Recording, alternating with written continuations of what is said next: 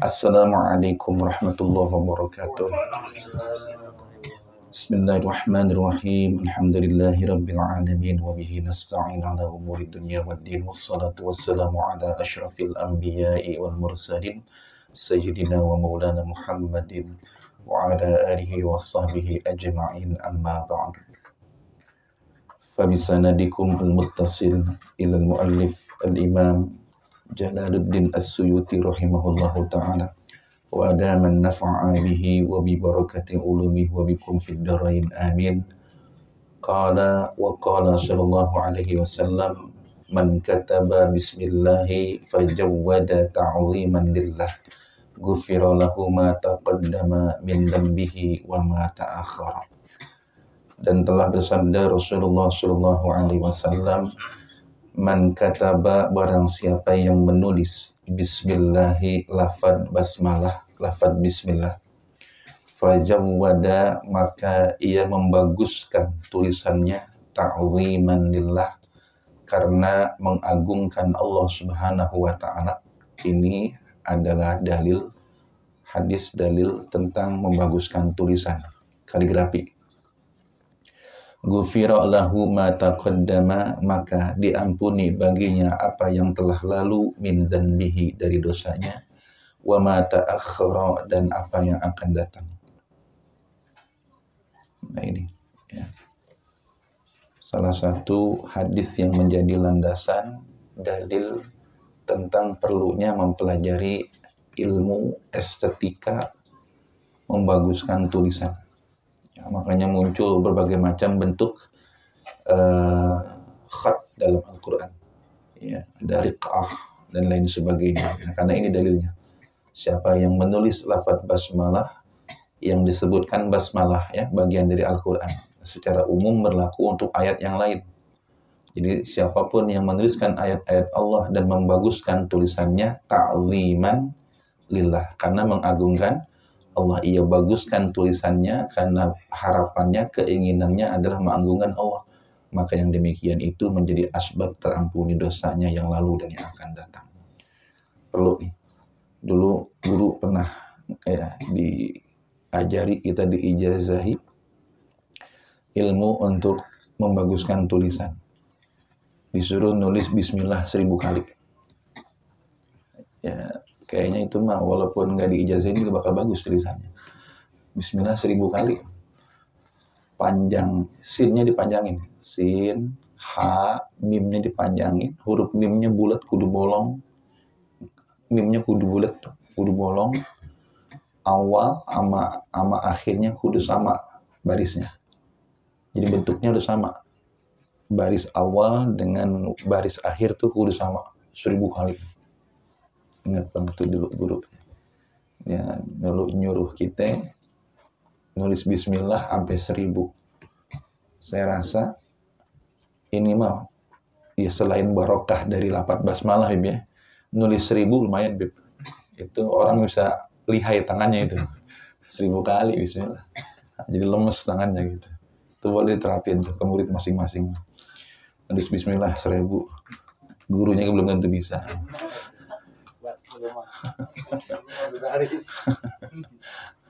Habis buku 1000. Baik, wa qala sallallahu alaihi wasallam, idza kataba ahadukum bismillahirrahmanirrahim falyamudda ar-rahmanatu. Apabila salah seorang dari kalian menulis lafaz bismillahirrahmanirrahim, falyamudda, maka hendaklah ia panjangkan ar-rahmana, lafaz rahman. Ya, lafaz rahmannya. Yang maksudnya ini panjang itu huruf apanya? Huruf lam, mimnya. Bismillahirrahman. Lamnya tuh ar-rahman kan? Lamnya dipanjangin. Nih. Tuh, dipanjangin lamnya. Itu alif, lam. Lamnya dipanjangin gitu. Ah, begitu. Rahman. Nah, haknya panjangin lagi haknya. Gitu. Ya, jadi maksud dipanjangkan Rahman itu lamnya sama roknya. Lamnya sama haknya Ya, kemudian huruf mimnya tuh yang bulat tuh jangan dikejar rapat mimnya. Itu maksudnya. Jadi lafaz alif, ar-Rahman, lamnya panjang, set, ro, haknya panjangin lagi bentuknya, mimnya bulat, nun. Nah, itu juga berlaku untuk ar-Rahim. Nah, ini salah satu asrar ya, asrar tentang mengapa lafaz ar-Rahman ar-Rahim itu lam dan haknya dipanjangkan. Wa qala sallallahu alaihi wasallam innallaha subhanahu wa ta'ala zayyana as-samaa'a bil kawakib. Sesungguhnya Allah Subhanahu wa ta'ala zayyana as-samaa'a, menghiasi 7 lapis langit bil kawakibi, dengan bintang, dengan berbagai bintang. Kawakib, penghias langit adalah bintang. Wa zayyanal malaikata, dan Allah menghiasi para malaikat bi Jibril, dengan malaikat Jibril. Jadi perhiasannya para malaikat itu Jibril. Hiasannya langit itu bintang. Wa zayyanal jannata bil huri wal qusuri, dan Allah menghiasi surga dengan bidadari dan istana. Hur, bidadari, kusur, istana. Wa zayyanal anbiya'a, dan Allah menghiasi para nabi bi Muhammadin sallallahu alaihi wasallam, dengan adanya baginda Nabi sallallahu alaihi wasallam. Jadi beliau ini perhiasannya para nabi, yang paling berharga, yang paling indah, yang paling bagus di antara 124.000 nabi yang pernah diutus oleh Allah. Beliaulah yang terindah, yang termulia, yang teragung. Wa zayyanal ayyama biyaumil jumu'ati, dan Allah menghiasi hari-hari dengan hari Jumat. Jadi antara hari yang 7, Jumatlah yang menjadi penghiasnya. Makanya Sayyidul Ayyam Yaumul Jumu'ah. Pemimpinnya para hari adalah hari Jumat.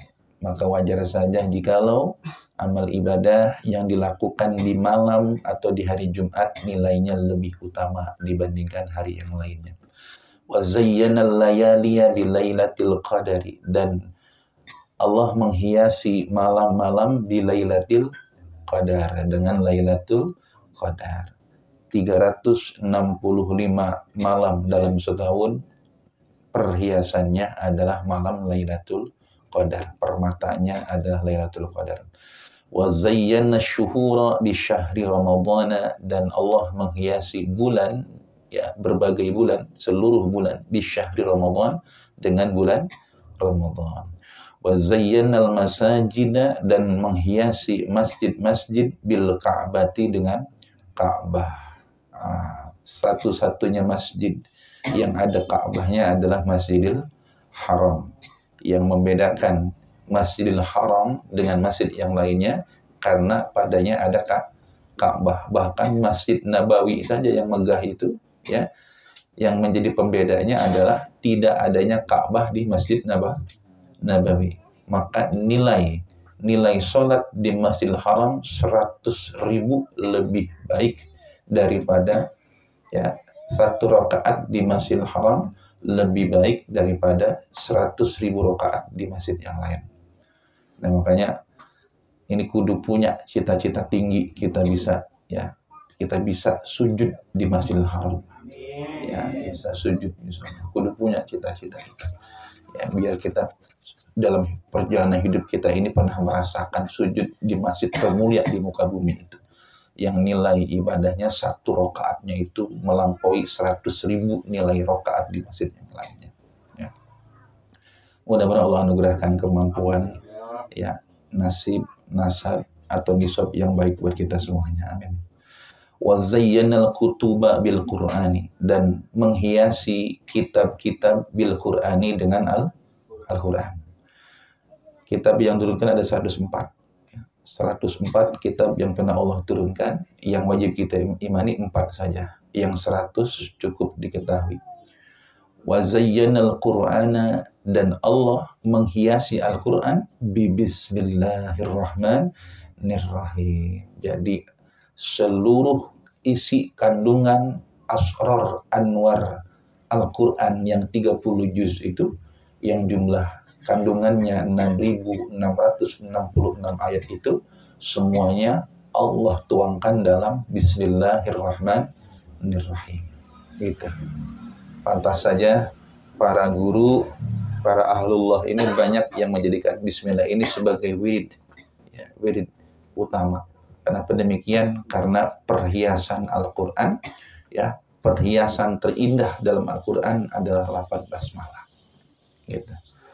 Wa qala sallallahu alaihi wasallam, man qala bismillahirrahmanirrahim kutibasmuhu minal abrar. Barang siapa yang mengucap bismillahirrahmanirrahim, kutiba ismuhu, ditulis namanya minal abrari, ke dalam golongan orang-orang yang banyak melakukan kebaikan. Abror, orang-orang yang banyak melakukan kebaikan, ayat as-sadiqin. Abror ini biasanya adalah gelar yang sering diberikan kepada para pembela Rasulullah SAW, yaitu para sahabat Nabi. Ya, abror, orang yang paling banyak kebaikannya. Jadi dengan mengucap lafaz basmalah, tertulislah namanya ke dalam golongan abror. Wa bari'a minal kufri, dan terbebas minal kufri, dari kekufuran, wan nifaqi, dan kemunafikan. Pantas, ya. Jadi bismillah ini bisa jadi pembebas dari kekufuran dan kemunafikan. Bahkan saya pernah sampaikan, ya, kalau ada guru mentalakikan lafaz basmalah 3 kali kepada muridnya, ya, gurunya nggak baca bismillah sekali, diikutin lagi. Baca bismillah kedua kalinya, diikutin lagi sama muridnya. Maka sabab dari bacaan bismillah yang ditalakikan dari guru ke murid itu menjadi asbab pengampunan dosa bagi guru, murid, dan wali muridnya. Nah, ini bayangkan, ya. Jadi beruntung betul kita orang tua yang menitipkan anak-anak kita di pendidikan Al-Quran. Ya, karena ketika anak kita ditalakikan bacaan Quran, maka itu menjadi asbab terampunnya dosa gurunya, muridnya, dan wali muridnya. Tersebut dalam kitab Al-Qirtas. Barakah bismillah. Wa qala sallallahu alaihi wasallam, man qala bismillahirrahmanirrahim ghafarallahu lahu ma taqaddama min dhanbihi. Ghafarallahu, Allah ampuni, lahu baginya, ma taqaddama, apa yang telah lalu, min dhanbihi, daripada dosanya. Dari sini, dari hadis ini kita faham bahwa barokah basmalah dapat menggugurkan dosa-dosa masa lalu kita. Ya, dosa-dosa masa lalu kita bisa terampuni dengan adanya zikir atau bacaan daripada basmalah. Wa qala sallallahu alaihi wasallam, idza kuntum faqulu bismillahirrahmanirrahim. Wa sallallahu ala sayyidina Muhammadin wa ala alihi wa sahbihi wasallam. Idza kuntum, apabila kalian berdiri. Maksudnya berdiri dari majlis. Mau bubar, ya, mau bubar, mau selesai dari majlis. Faqulu, maka ucapkan oleh kalian bismillahirrahmanirrahim wa sallallahu ala sayyidina Muhammadin wa ala alihi wa sahbihi wasallam. Bismillah digabung dengan salawat. Bismillahirrahmanirrahim wa sallallahu ala sayyidina Muhammadin wa ala alihi wa sahbihi wasallam.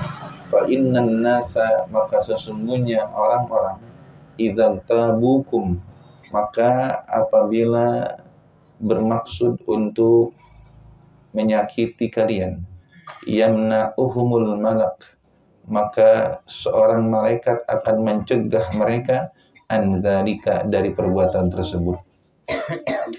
Maka barokah bacaan basmalah yang digabung dengan sholawat ini dapat menjadikan asbab Allah kirim satu malaikat yang tugasnya mencegah orang-orang yang hendak berbuat buruk kepada kita yang ada di majlis tersebut.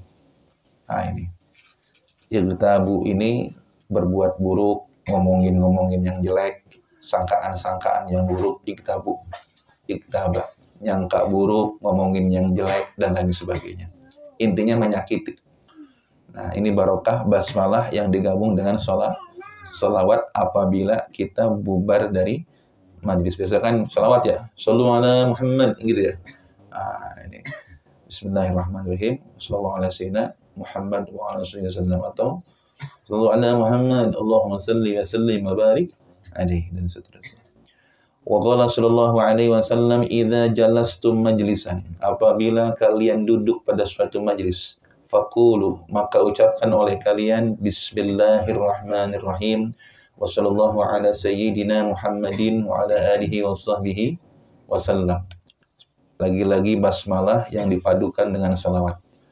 Fa inna man fa'ala dzalika, maka sesungguhnya orang yang melakukan hal tersebut, yakni basmalah ma'as salawat, ya, basmalah ma'as salawat, wakkalallahu bihi malakan, wakkalallahu, maka Allah tugaskan bihi, dengannya, kepada siapa tadi? Kepada orang itu ya, malakan, seorang malaikat, yamna'uhum, yang akan mencegah mereka, minal ghibati, daripada gibah, omongan-omongan jelek, hatta la yagtabukum, sehingga mereka tak mampu memfitnah, menggibahi, menyakiti kalian. Barokah basmalah ma'as salawat menjadikan orang-orang yang duduk di suatu majlis itu terhindar dari gibah, ya, sehingga dari gibah, baik gibah yang dilakukan di majlis itu maupun gibah-gibah di luar majlis itu. Ya, gibah yang terjadi di dalam majlis itu maupun gibah yang terjadi di luar majlis, saudara sekalian. Nah, ini adalah salah satu keutamaan daripada basmalah dan sholawat.